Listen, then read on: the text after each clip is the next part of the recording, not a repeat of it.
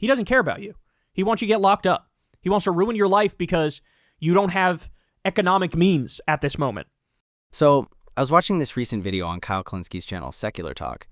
He's talking about how millions of people are working hard but still can't afford a place to live. Then, of course, Matt Walsh chimes in with his take, which, well, let's just say it's pretty controversial. I want to break down what's really going on here and why this matters more than ever. All right, let's get into it. You know, I'll never get over the fact that we live in a country where Elon Musk is projected to at some point become a trillionaire. Jeff Bezos has over $100 billion. You have a bunch of people with hundreds of billions of dollars. And at the same time that's going on, we have like 600,000 homeless people, maybe 40 to 100,000 homeless veterans in this country. And it just drives me crazy that when you stop and think about it, you could, with like a 1% wealth tax or a 2% wealth tax, you could absolutely solve these problems. Like, not even close. And who in their right mind would say, yeah, don't take 1% of Jeff Bezos' wealth to make sure we don't have homeless veterans anymore? Nobody could say that in good faith because that's just a fucking insane position to take, right? But nonetheless, homelessness is a huge problem that we've been dealing with, and nobody's actually interested in solving it. Nobody's actually interested in just putting a roof over everybody's head with a massive government effort. All right, hold up for a second. Elon Musk is out here racing to be the world's first trillionaire, and we've got people, veterans, working families, sleeping on the sidewalk. That's not a broken system. That's a system working exactly how it was designed, to protect wealth, not people. And then, when you bring that up, you're the radical. Let me tell you what radical is. What's radical is letting people rot in the streets while billionaires launch themselves into space. And so, the right has their own things that they say about this. Now, I'm going to come back to that in a second, but first, let's watch this. So this was tweeted. This guy created a tiny home that could solve homelessness. Let's see what he says. Ryan, what we got? Got a little tiny home here. So it is 4 feet by 7 feet, so it's 28 square feet total. I want to show you around a few things. Take a peek. Okay, I'm gonna sit right here in the corner, okay, Ryan? Okay.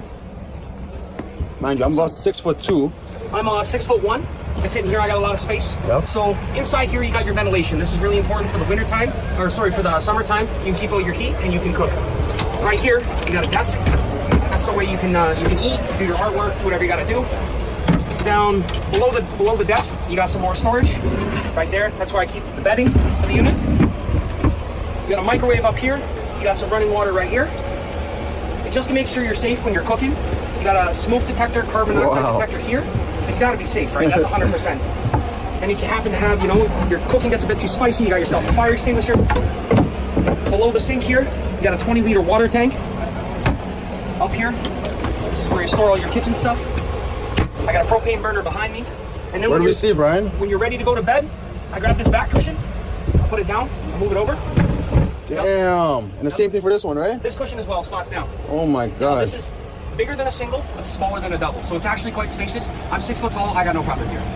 Damn, Ryan, thank you so much. And where can people find you? They can find me at my website, tinytinyhomes.ca. They can find me on Instagram at tinytinyhomestoronto, or they can find me on TikTok, tinytinyhomes. Yeah, man, appreciate you. You're doing God's work. Blessings, brother. So look, we've had the tiny home revolution. They got a whole bunch of TV shows on that. I'm sure you guys have seen them from time to time. Now you have tiny homes. And hey, look, this is a way for, hey, we have a problem. Let's try to fix it. Let's get homeless people a place where they have a roof over their head. Nobody's saying, give them a mansion with a pool in the backyard and a fucking hot tub and a sauna and whatever. Like, no, we're just talking about solving an issue here where you can get people the help that they need. And you could also put a roof over their head because they have a right to have a roof over their head in basically what's the wealthiest country that's ever existed in human history, where we have immense income and wealth inequality, and we shouldn't, right? So this guy's, he's thinking of solutions. Okay. Well, you're not going to be surprised to learn even the idea of, hey, okay, maybe you don't want them to have a tiny home because they don't deserve that, right? Well, what about a tiny home like this? One of the Daily Wire goons has some thoughts. So Matt Walsh comes out and says, a homeless person will turn this into a horrifying shit and trash-filled drug den in about 45 minutes. Okay, look, that tiny home, it's nothing fancy, but it's solid, warm, safe, and better than a sidewalk or a tent in the cold. But then you've got Matt Walsh chiming in with, oh, they'll just trash it. That's not a real argument. That's just an excuse to not care. It's the same tired line every time. Blame the people struggling, call them lazy, criminal, broken. Also, you don't have to actually do anything. That's not tough love. That's just cruelty wrapped in smugness. By the way, let me just pause and say, so what? So what? Who cares? Homeless people are not homeless because they fell... Whoa. Let me repeat that. Homeless people are not homeless because they fell on hard times. Oh, they're not? They're not. They're homeless because they are completely dysfunctional, drug-addled vagrants who have no ability to live in civilized society and no interest in even trying. It's time for everyone to grow up and start being honest about this issue. Wow. He said homeless people are not homeless because they fell on hard times. Well, Matt Walsh, I got some bad news for you. That is objectively the case. In fact, I remember I was watching shout out to this guy, by the way. Go subscribe to his channel, RM Brown, one of the best channels on YouTube. Absolutely hilarious guy. I remember watching a segment that he did talking about the public housing. What was it, in Finland or the Netherlands or Amsterdam? Somewhere like that. I don't remember exactly where. But they basically have like everybody lives in public housing. And it's actually very nice. Like it's fully funded. It's very nice.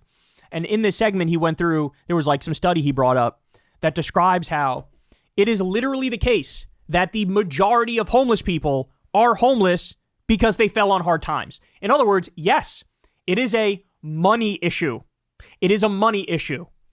Is there some percentage that has to do with, say, severe mental illness? Sure. Is there some percentage that has to do with drug addiction? Sure. But for the majority, the core of it is, I don't have the fucking money. I got nowhere to stay. I don't have the money. I can't afford it. So, but he's trying to flip that on its head and make it, these are bad people who don't want to be in society. It's all because of their own decisions. This is not a societal issue. It's an individual issue. It's a personal issue. It is a moral failing on their part. And he's trying to say it's all because they're all mentally ill and they're all drug addicts and they make bad decisions and they like that they make bad decisions. He's trying to flip it into this is not a societal issue. This is not an economic issue. This is not a political issue. This is a you problem. This is a you problem. That's what he's trying to say. He's not done, though. Somebody asked him, what do you suggest we do with homeless people to help them best?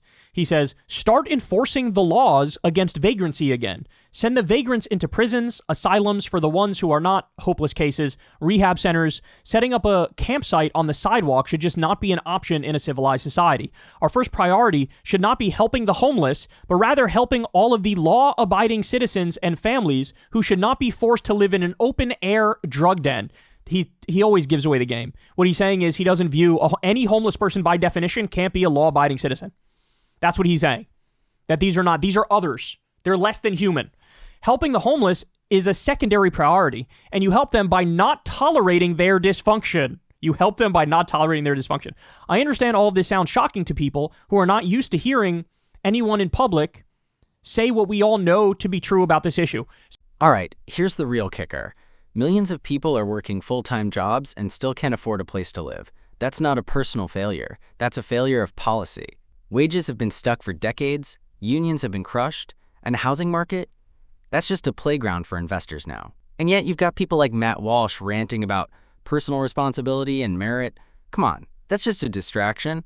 If we were serious, we'd raise the minimum wage. We'd build public housing again. We'd cap rent hikes. And yeah, we'd finally tax the ultra-rich hoarding all the wealth. We've seen what works in other countries, even in small trials here in the US. But in America, helping poor people is somehow radical, while letting billionaires hoard everything is just the free market. This system isn't broken. It's working exactly as it was built, to serve the few and screw over the rest. And unless we start admitting that, nothing's gonna change. But hey, let me know what you think. Do you agree with Kyle on this? Or are you more in Matt Walsh's camp? Drop a comment below, hit that like button if you're with us, and don't forget to subscribe for more breakdowns like this. Let's keep the conversation going.